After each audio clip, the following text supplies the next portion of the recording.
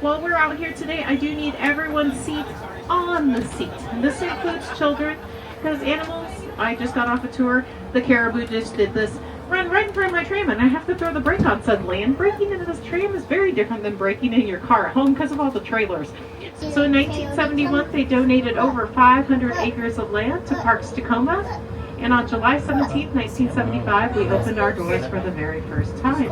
If you look up the hill to the left, see the moose? You can see our Roosevelt elk. We have a mixture of our mature bulls up there and some of our cows, our females. Look, Neely, see? Roosevelt elk are the largest subspecies of elk in the world and only live right here on the west side of the Cascade Mountain Range. Whoa. They also live in the Olympic Peninsula and then going down the coastline to California. Whoa. It's a deer. Now this is a Columbia black-tailed deer. And Columbia black-tailed deer are our native deer here on the west side of the Cascade.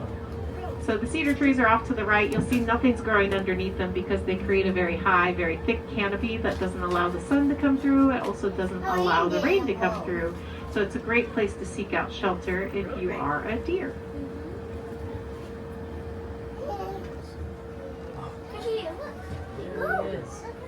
Look right here. Oh, there's one right there. Ashley, look. Look.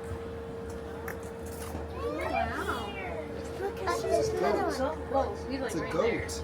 So Bailey and Nettle that are off to our left are a mother and daughter pair. The three on the right are Fairchild, Eleanor, and Kahani Armia Mountain. See him? Yeah, that's a cool spot. It is a good spot. After you're done seeing the elk, you can look out to Horseshoe Lake to our left. And bison are considered a keystone species for their habitat, which means they benefit their habitat so much that as they are removed, if they were removed from their habitat, that habitat would have to drastically change. So what do the bison do for their habitat? Well, they be bison. They do what they naturally do. They walk around the meadow, and as they walk around the meadow, they end up tilling the soil with their hooves. They sit in the grass, walk in the grass, roll in the grass, and as they do those grassland activities, grass seeds just naturally get stuck in their fluffy fur.